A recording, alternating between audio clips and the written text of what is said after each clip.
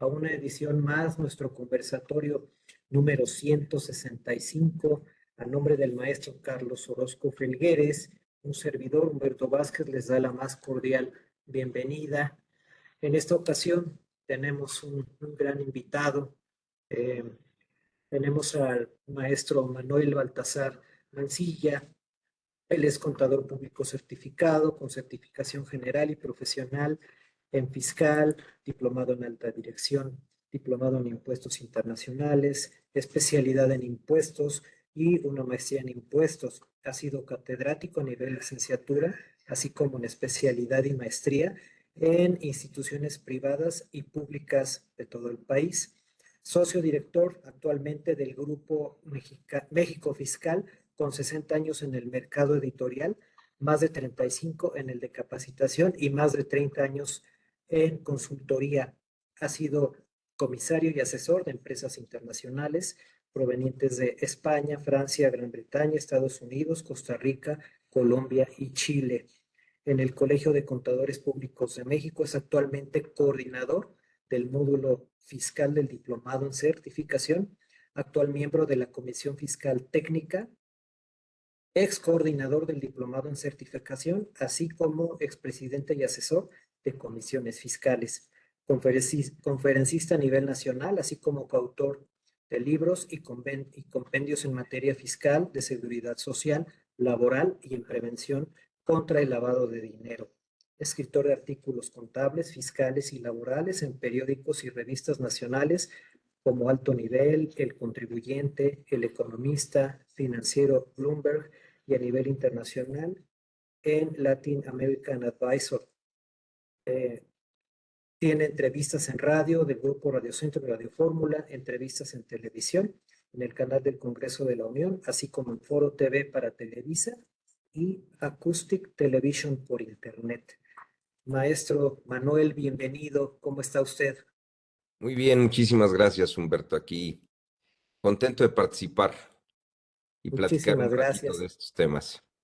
Aquí en el Instituto Orfe, en el Grupo Orozco Felgueres, es su casa, maestro. Muchísimas gracias por aceptar la invitación.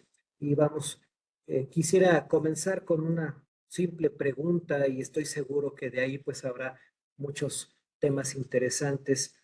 Eh, ¿Cómo influye la inflación en los impuestos, maestro? Fíjate que el tema inflacionario para fines fiscales se ha convertido en principio en una fuente de recaudación. Muy bien. Eh, por ahí Ya. tenemos algún economista que nos dice que la inflación es el impuesto de los pobres. Y se vuelve desafortunado a darse cuenta que de pronto los efectos inflacionarios, que en principio afectan el poder adquisitivo de la gente, también ve una repercusión directa en el incremento de los impuestos. Si bien es cierto que la política del actual gobierno ha sido de no implementar impuestos nuevos, también lo es que los efectos inflacionarios han coadyuvado a que recauden más en los impuestos ya existentes. Y voy a platicar de dos impuestos bastante comunes, ¿no? El IVA y el IEPS. El simple incremento en los precios y contraprestaciones ya prevén que el 16% de IVA que se aplica sobre el valor de cualquier bien, pues incremente el precio o la contraprestación que se cubrirá al sumar el valor del bien más el impuesto que se cause. Entonces, de alguna u otra manera, el hecho de que se dé un incremento en la cadena de consumos, pues va a generar un incremento en la causación del IVA, que si bien es cierto, aquellos que lo pueden acreditar no tienen un efecto patrimonial directo, todos los consumidores de a pie que no vamos, los asalariados, por ejemplo, que no acreditan el impuesto, pues tendrán que pagar un mayor impuesto al valor agregado por la compra de una camisa, de un saco, de un par de zapatos, de los útiles escolares, etcétera, etcétera, etcétera. Y luego nos vamos con el IEPS, el impuesto especial sobre producción y servicios, que dicen mis buenos amigos que lo que graban son perversiones y vicios, porque graban el tabaco, el alcohol, eh, en general tienen, si bien es cierto, tasas para aplicarse sobre el valor de estos bienes, también existen algunas que son con base en cuotas. Y vamos a suponer que muchos mexicanos son abstemios, no fuman, le tienen miedo a las enfermedades broncopulmonares y a la cirrosis, y me dicen, no, Manuel, a mí eso no me afecta porque yo no pago esos impuestos. Muy bien, pero te tienes que transportar en el país y un efecto inmediato se da en el precio de la gasolina, en el precio de los combustibles. La gasolina y el diésel conllevan tres cuotas de IEPS que están denominados en pesos y centavos. Estas tres cuotas se vieron actualizadas por inflación. En el tabaco hay una cuota también a los cada 26 gramos de tabaco. En, eh, ¿En qué otra cuota fija tenemos? En el IEPS es para combustibles, es para tabaco, para bebidas refrescantes. Por cada litro de bebida refrescante también hubo un incremento inflacionario por las cuotas. Entonces, ya de manera directa, los impuestos indirectos afectan a los consumidores que estamos obteniendo los satisfactores inmediatos para nuestro día a día.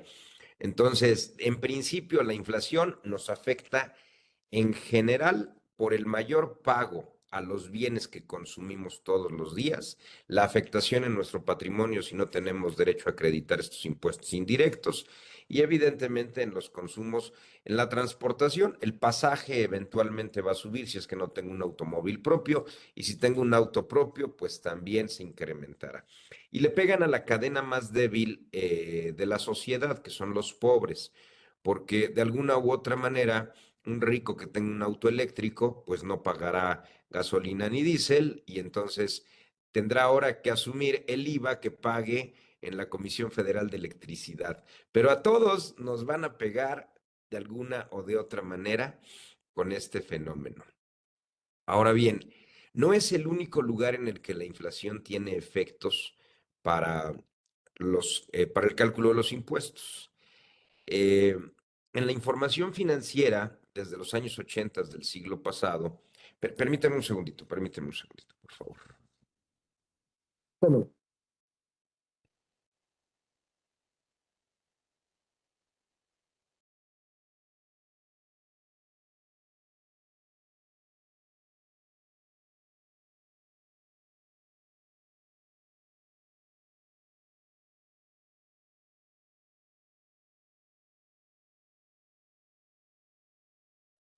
Perdón, una disculpa, voy a tener que atender algo en breve, pero podemos seguir platicando sin problema ahorita en lo que me vuelven a llamar.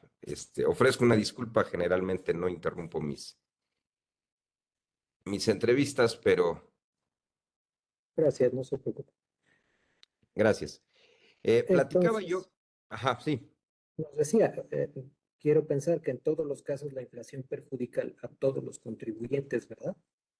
Pues sí, de manera directa o indirecta nos va a perjudicar, ya que en principio, pues tengo yo la problemática de que el impuesto, pues incrementa en los impuestos indirectos que yo voy a pagar por consumir bienes y productos. Pero por otro lado, tengo también los efectos patrimoniales que se van dando en la determinación del impuesto sobre la renta. En el cálculo de los impuestos existe una partida muy específica que se denomina ajuste inflacionario, que puede generar un ingreso acumulable o una deducción autorizada. Y este tema del fenómeno del ajuste inflacionario tiene una complejidad y es particular de cada contribuyente. Primero, hay un cálculo global que aplican todos los contribuyentes, que es el ajuste anual, el factor de ajuste anual inflacionario, dividiendo el índice nacional de precios al consumidor del mes de diciembre del año por el que se calcula el impuesto entre el de diciembre del ejercicio inmediato anterior. Ahora bien, eso me da el cálculo de la inflación del ejercicio. Por poner un ejemplo, la inflación de 2023 con el índice inflacionario que se publicó el 10 de enero, pues nos da un porcentaje de inflación anualizado del 4,66%. Ese mismo cálculo nos dio un factor de inflación para el ejercicio de 2022 del 7.82% y para 2021 del 7.35%. De alguna o de otra manera, ese fenómeno que se calcula para todos los contribuyentes por igual, se tiene que multiplicar por el movimiento monetario que realiza el contribuyente en el año. Y ahorita explico un poquito más al respecto. Permítanme un segundito.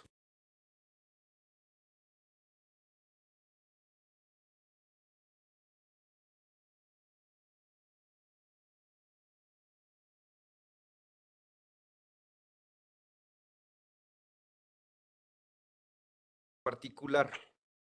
¿De qué depende este cálculo muy particular?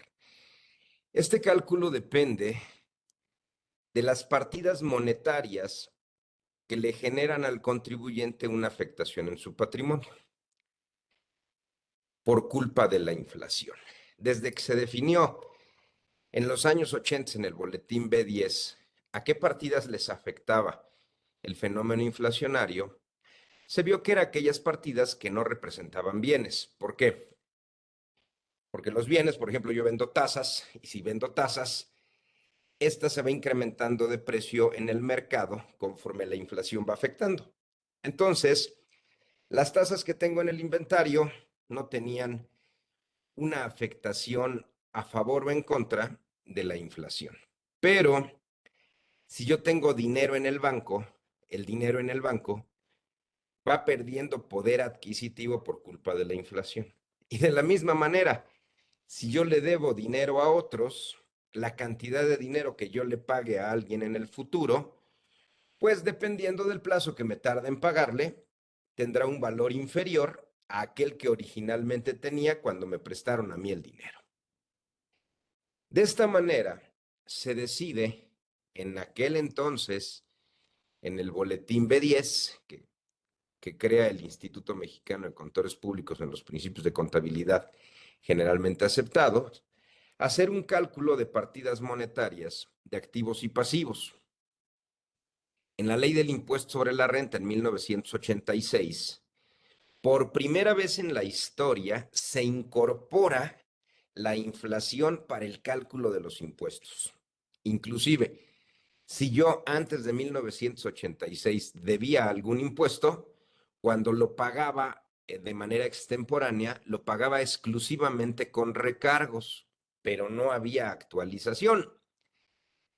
Hoy en día me calculan actualización por inflación y sobre el valor actualizado del adeudo calculo los recargos. Entonces, estamos viendo ahorita también otro fenómeno del que platicaré ahorita más adelante, que es la actualización por inflación de un adeudo fiscal sobre el que se calculan los recargos. Pero regresando al ajuste anual por inflación, estaba yo platicando que ahora nosotros tenemos que ir ubicando cuáles son mis créditos para fines fiscales, que son como mis activos monetarios, y mis deudas, que son como mis pasivos monetarios.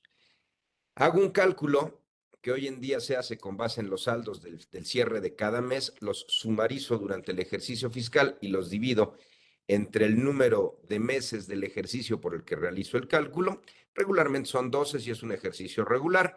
Si el ejercicio es más corto porque inicié en abril o en mayo, pues entonces dividiré entre 7, 8, 9, dependiendo del número de meses que haya tenido de existencia en el ejercicio el contribuyente, y pues finalmente ese será el promedio de mis créditos o el promedio de mis deudas. Ahora los tengo que enfrentar y tengo que ver si mi posición es corta o larga. Oye, ¿cómo sabes si tu posición es corta o tu posición es larga, Manuel? Pues mira, esto va a depender de qué es mayor. Y vamos a tratar de hacer un símil que me permita más o menos ubicar el por qué se denominará corto, por qué se denominará larga. Se dice que tienes una posición larga cuando te sobra recurso y una posición corta cuando estás, pues como se dice vulgarmente, corto de lana, ¿no? Corto de recursos. Si yo hago el comparativo entre mis créditos y mis deudas y mis créditos son superiores, pues mi posición es larga, es una posición boyante. Si por el contrario mis deudas superan a mis créditos, tengo una posición corta, necesito recursos, ¿no?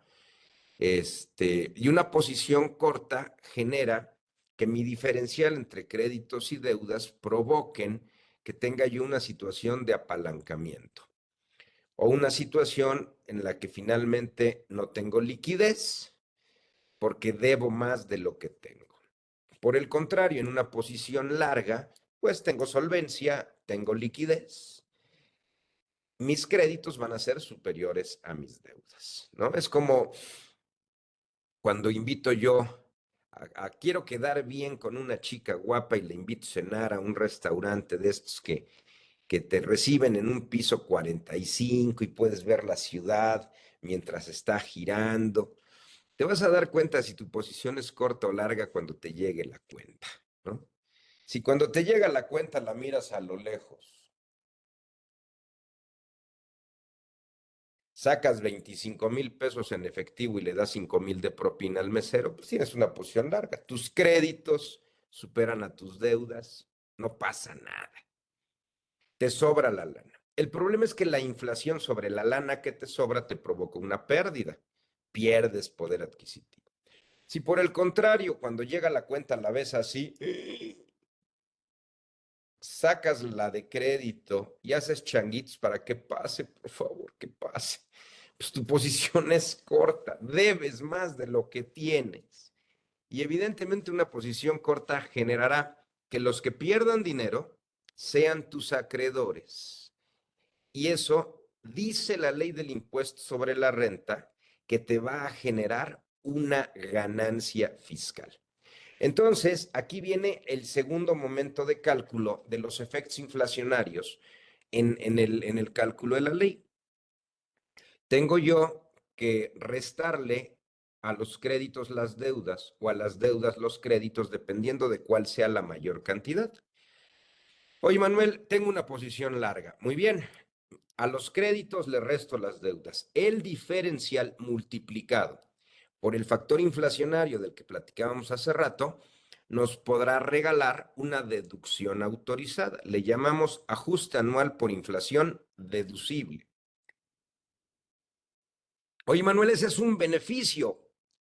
Pues bueno, te va a ayudar a ahorrarte un poco de impuestos sobre la renta, pero estás perdiendo dinero. O sea, lo que sea, lo que es una realidad es que pues vas a tener una deducción porque estás perdiendo dinero. Oye, que la mecánica de cálculo de la inflación de ese 4,66% no necesariamente es adecuada o no para el sector industrial en el que estoy, porque yo estoy en el siderúrgico, en el metal metalúrgico, en el de medicamentos, en el de la construcción. En cada sector la inflación es diferente. Sí, eso es muy cierto. Desafortunadamente, en la ley se aplica un solo tamiz para todos y el cálculo es sobre lo que específicamente el INEGI hoy en día considera como productos básicos para la determinante de los cálculos inflacionarios que el gobierno federal le reporta a los mexicanos y es igual para todo mundo. Entonces, sobre ese cálculo tendrás tú la determinación de este prejuicio o beneficio.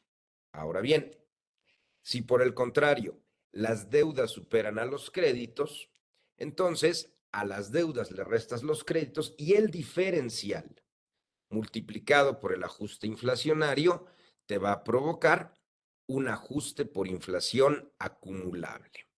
Oye, pero si lo tengo que acumular, voy a causar impuesto sobre la renta. Es correcto. Y al final, Juan, te llamas, la inflación te está provocando a ti que debes mucho dinero y que estás apalancado y que no tienes liquidez ni solvencia, un impuesto. Situación que puede ser injusta, porque el 30% de esa ganancia lo tiene que pagar cada contribuyente. Regálenme un segundito nuevamente, por favor, porque estoy aquí solo en la oficina, tengo que atender algo muy puntual. Ahorita regreso.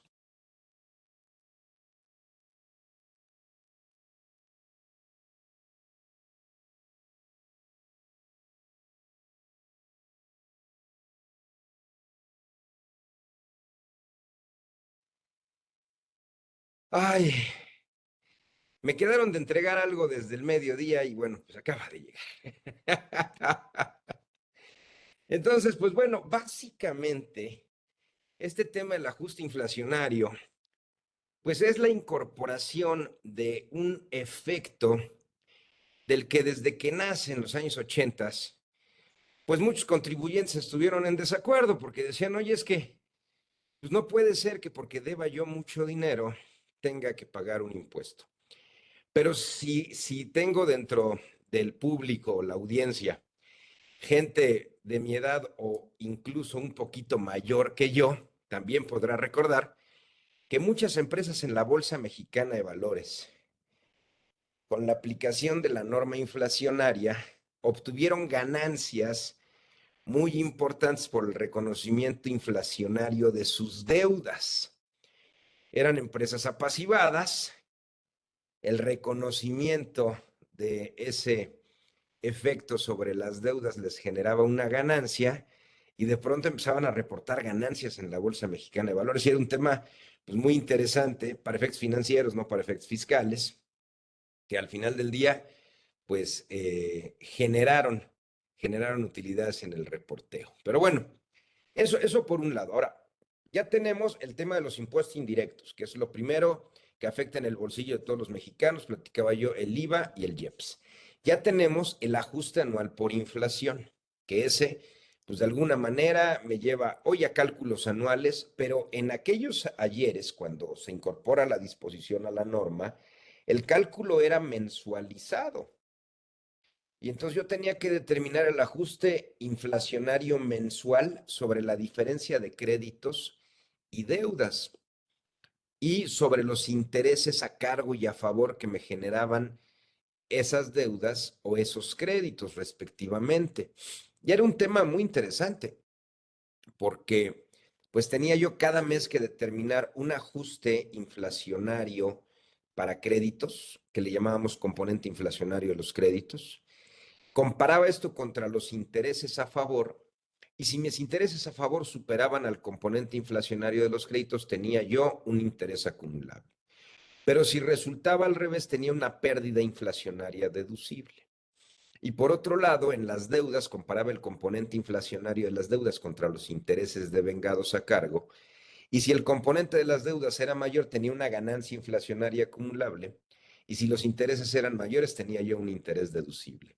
Pero imagínense tener que hacer ese cálculo mes con mes y después sumarizar los cuatro conceptos. Entonces, en una declaración anual podría yo tener intereses a favor, intereses a cargo, pérdidas inflacionarias deducibles y ganancias inflacionarias acumulables.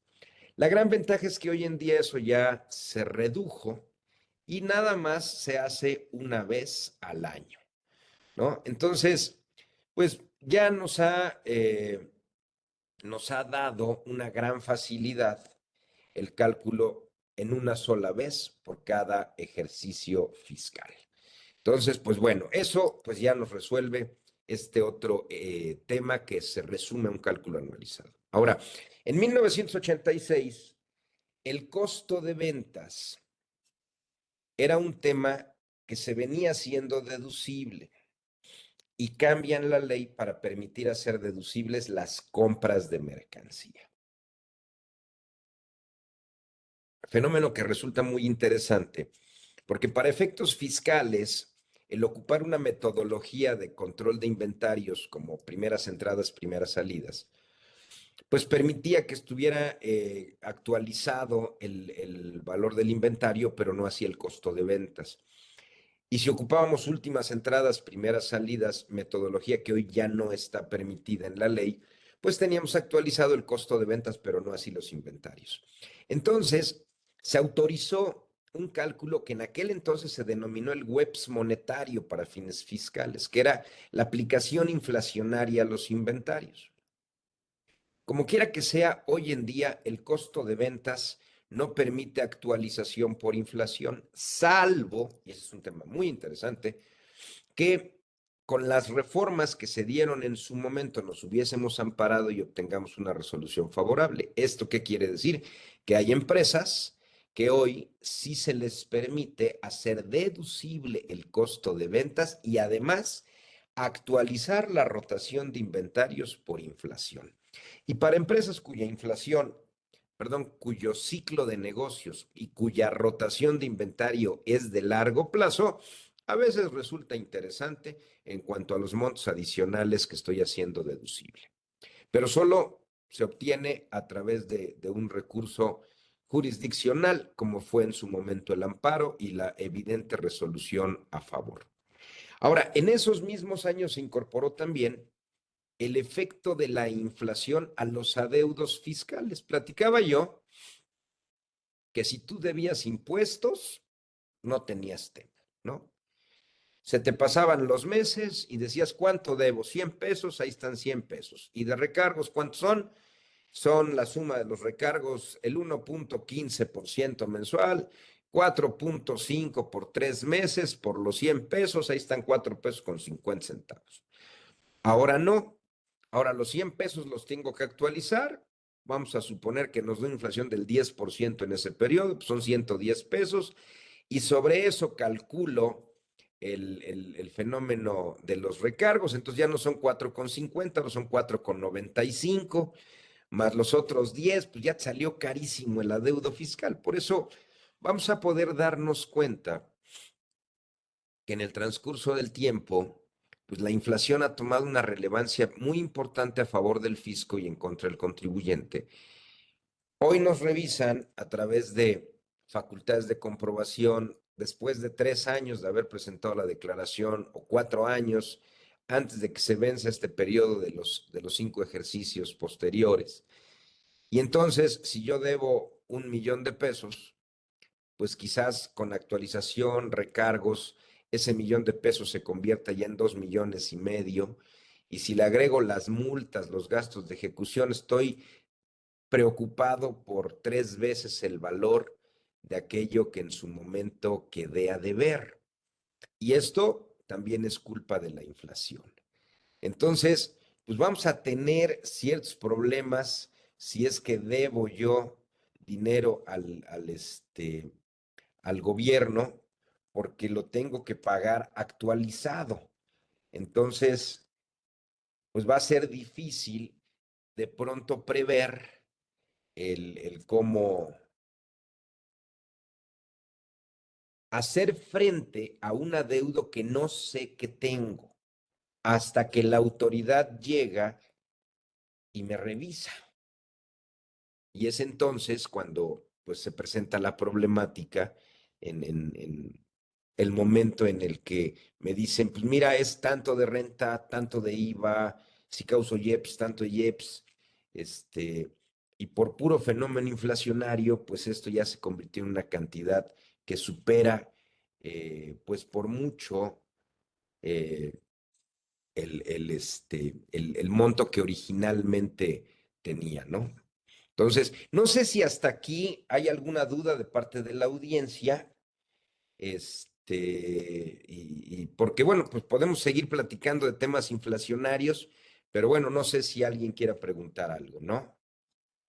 A ver, vamos a ver. Creo que no tenemos aquí en el chat alguna duda. No. Em, quisiera preguntarle, ¿cuáles son los impuestos que más se ven afectados por la inflación, maestro? Pues yo diría que en principio los indirectos, porque al final va a ser lo primero que va a impactar a mi economía en el consumo cotidiano. Los impuestos directos, como es el impuesto sobre la renta, pues ese va a depender de muchos otros fenómenos o factores para que tengan un cambio. Pero los impuestos indirectos son inmediatos y afectan a la mayor cantidad de la población. Es decir, eh, desde que cambia el precio de un producto, automáticamente el valor del impuesto cambia con el valor del precio. Y es muy raro que el valor del precio cambie a la baja, ¿no? Nos prometieron que iba a bajar la gasolina, creo que a 10 pesos, ¿no? Pues yo les puedo decir que a nivel nacional, a partir del 10 de enero, en todas las gasolineras se vio un incremento que va de los 80 centavos a 1.50 pesos en cada combustible. Y no fue para abajo, ¿eh? Estaba leyendo un artículo que nos dice que eh, en Estados Unidos la gasolina ahorita está entre un 35 y un 40% más barata que en México. Entonces, pues uno de los problemas es precisamente que el cálculo del impuesto en las gasolinas es con base en cuotas que están denominadas en pesos. Entonces, eso es algo que nos va a afectar de forma inmediata. Ahora, hay otro fenómeno que la inflación también afecta. Digo, si de lo que llevamos hasta ahorita no hay dudas, vamos con el siguiente tópico. El siguiente tópico es el valor de las diferentes unidades de medida con la que se controlan las contribuciones o los impuestos. Y vamos a empezar con la UMA, la unidad de medida y actualización.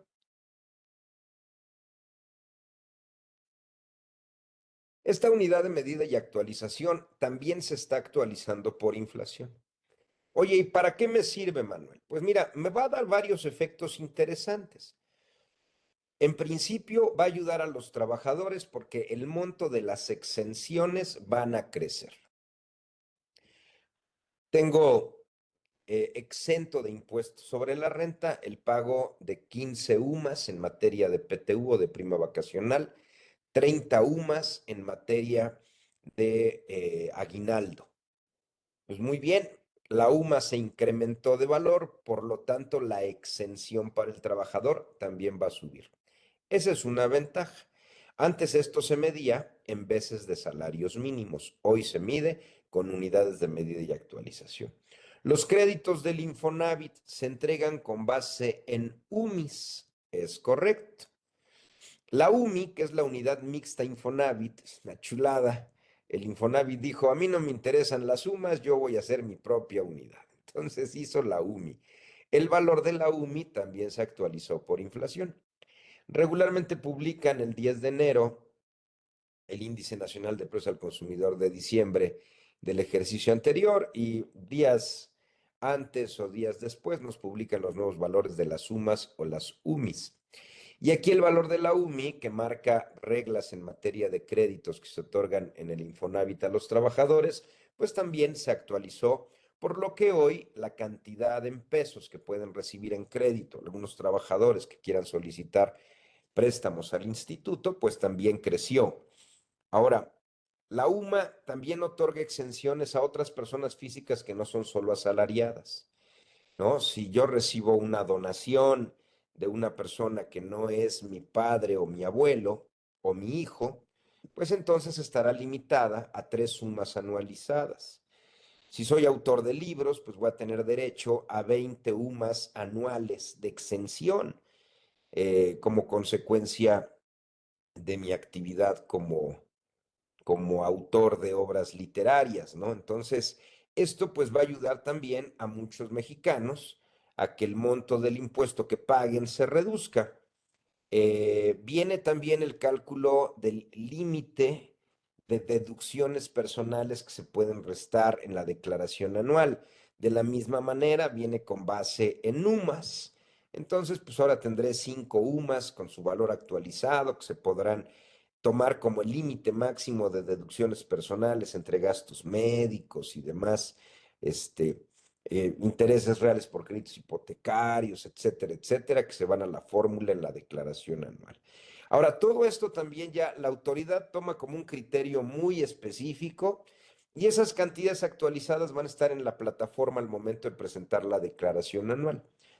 Situación que evidentemente pues ya me podrá poner en la tesitura de hasta dónde voy a poder aprovechar este fenómeno inflacionario en cálculos de valores de referencia. Por otro lado, la UMA también me sirve para determinar el salario base de cotización en materia de seguro social y el salario base de aportaciones en materia de Infonavit. Para efectos del seguro social, por poner un ejemplo, yo puedo dar vales de despensa, pero si exceden del 40% del valor de la UMA, el excedente se deberá integrar al salario base de cotización. Entonces, pues bueno, ahora va a ser el 40% del valor de la UMA actualizada. En el caso del tope máximo de cotización, que son 25 UMAS, pues también las 25 UMAS del tope máximo de cotización, pues se irá e incrementará con relación al ejercicio anterior. Los créditos que el Infonavit otorgó a los trabajadores y que los otorgó en veces de salarios mínimos es un tema bien interesante. Siguen estando contratados en veces de salarios mínimos. Y aquí encontramos un fenómeno disímbolo porque el salario mínimo se incrementó en un 20% y la UMA, así como la UMI, se incrementó solo en el 4.66%. Es decir, el incremento del salario mínimo fue 5 veces el valor de la inflación. Ah, caray. Imagínate que tu crédito con el instituto se incremente en un 20% en lugar de incrementarse en un 4.66, que era lo que venía sucediendo en ejercicios anteriores. Por ahí de mayo del 2022 publicaron un programa para que se regularizaran los créditos que estaban en veces de salario mínimo y los convirtieran en pesos y ya los pesos se actualizaran por inflación. Posteriormente tuvieron que publicar un decreto en el cual nos decían todos los créditos en salarios mínimos, cuando el salario mínimo se incremente por encima de la inflación, estarán topados hasta por el valor de la inflación. Eso ya es un candado que pues ayudó a trabajadores, porque sobre todo cuando la inflación creció en cantidades importantes, pues de alguna manera sientes el golpe inflacionario. Tu crédito crece, ¿no? 7.83%. Debías 100,000 y ahora debes 107,000 o 108,000, pues pega. Pero imagínate cuando el salario mínimo se incrementa con la entrada de este nuevo gobierno prácticamente al doble, ¿no? El salario mínimo para la región norte del país se fue prácticamente al doble y tú debías 100,000 pesos de tu crédito y ahora debes 200,000. Dices, caray, o sea, no le bajé nada al crédito y debo más de lo que debía cuando inició el año, ¿no? Entonces, esto pues efectivamente fue un golpe durísimo para muchos trabajadores.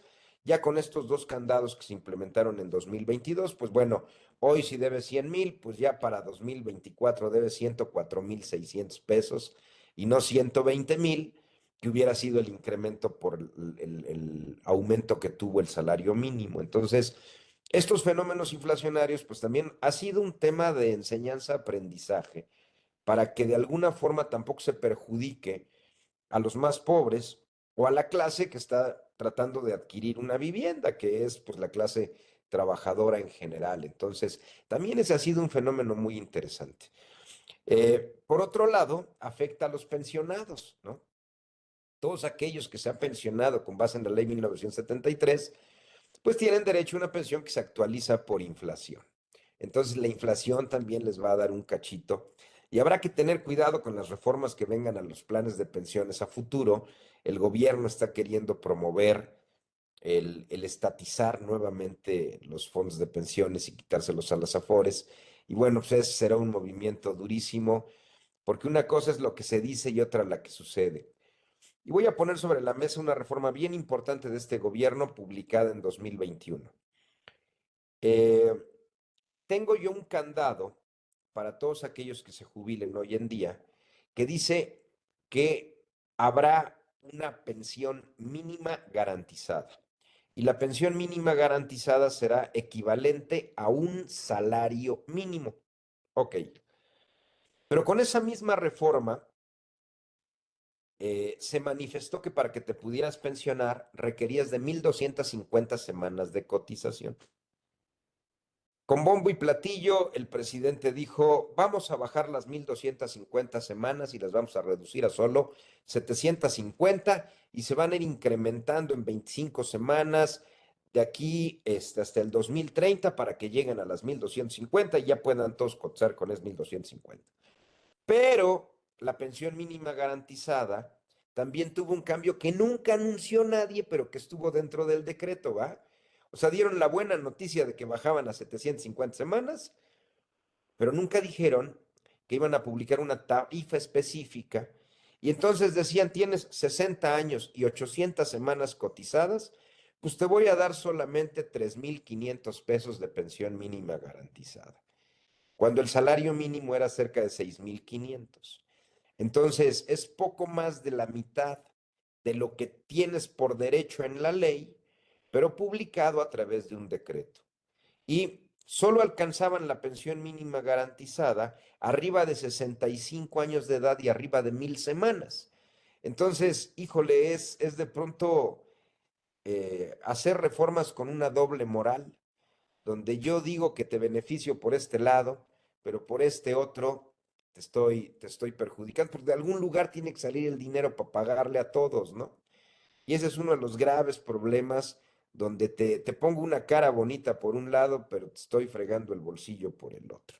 Y es algo muy triste y muy desafortunado que ha pasado, pues con gente que sí es vulnerable, porque a ver, arriba de 60, 65 años de edad, probablemente muchos, y ojalá así sea, lleguemos en excelentes condiciones de salud. Ojalá, pero no son todos. Y si no llegas en excelentes condiciones de salud, ya no puedes trabajar adecuadamente. Y además, cuando ibas a recibir 6,500, ahora recibes 3,000, pues no se vale, ¿no? Oye, pero ven a formarte a la fila de los viejitos del bienestar, porque pues aquí te voy a dar en el banco yo otra lanita para que tú la puedas, híjole, yo no sé si eso necesariamente sea correcto. Pero bueno, es donde diría Cristina Pacheco, en paz descanse, aquí nos tocó vivir y lo que hoy pues nos ha tocado ver y que la inflación de alguna u otra manera ha estado afectando también a esos bolsillos. Ahora, regresando al tema de las pensiones, también la pensión para que tú eh, puedas tener una opción distinta a la ley 1973, todos los que cotizamos antes de 1997 podemos escoger entre pensionarnos con la ley vieja o pensionarnos con la ley nueva. Y en ese sentido hay un tema muy interesante.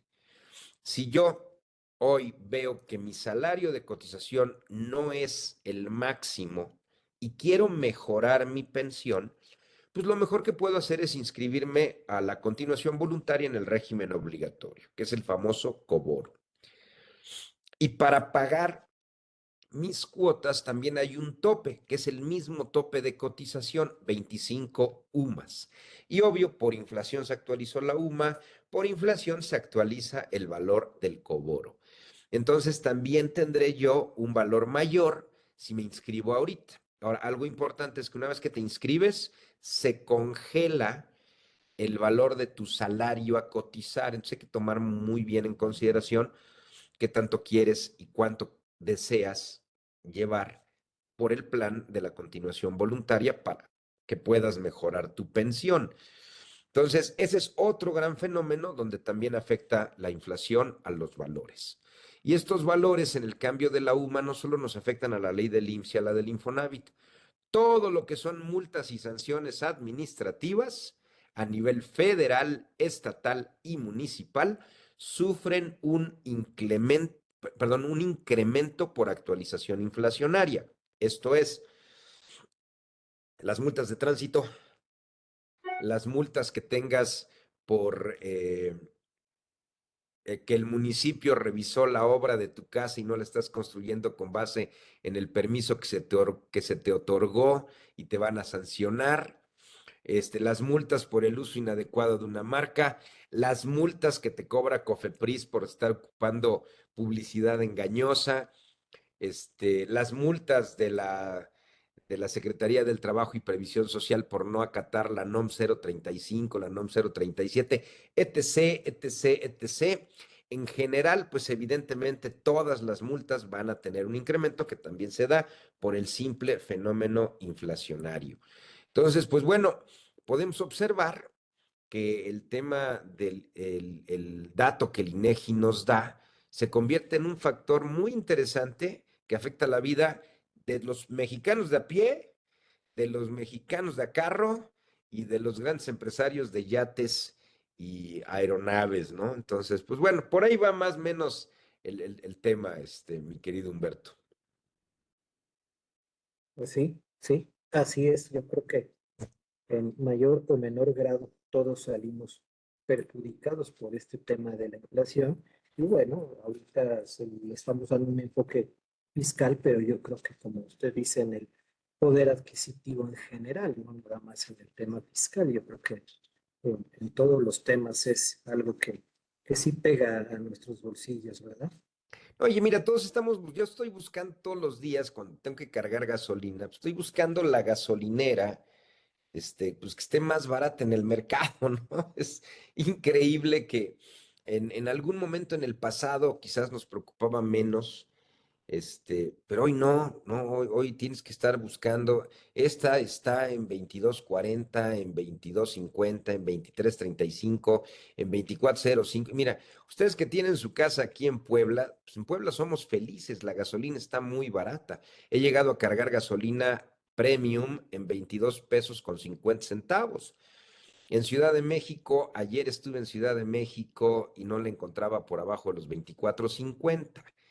La semana pasada fui a Oaxaca y en Oaxaca no la encontraba por debajo de los 25.80. Entonces dices, no, bueno, pobres oaxaqueños, ¿no? Pagan más cara la gasolina que en Ciudad de México. Y nosotros estamos felices en Puebla. Sí sé que mucha gente dice, Manuel, pues cómo no, si ahí están todos los guachicoleros, pero esa no es culpa mía. Pues sí. Bueno, tenemos una pregunta aquí de José Arturo Garay. Mm. Dice, un aumento de capital social que carece de acta de asamblea de accionistas y que no está protocolizado ante fedatario público, ¿el importe interviene para el ajuste anual por inflación? Fíjate, es un tema bien interesante. En el ajuste anual por inflación, para lo que son aportaciones para futuros aumentos de capital, hay un tema bien importante que se ha venido regulando. En principio debe haber un acta de asamblea donde se determine que se va a dar este incremento.